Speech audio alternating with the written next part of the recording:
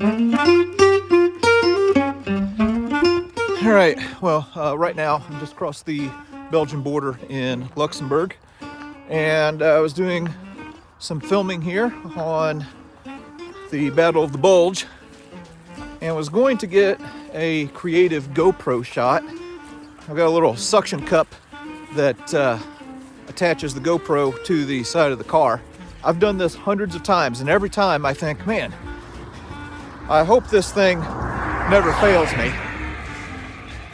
Got to my destination and no GoPro. Oh, there it is. I hope it's okay. Oh my gosh, giant truck coming. Oh, please don't. Please don't. Oh my gosh. All right. All right, hey buddy, you okay?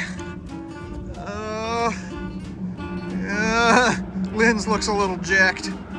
Oh man, that really stinks. Okay, just did a little bit of analysis. I think we're okay. I got the lens readjusted back. So yeah, got a little bit of scuffing on it now. But yeah, footage from this should be hilarious.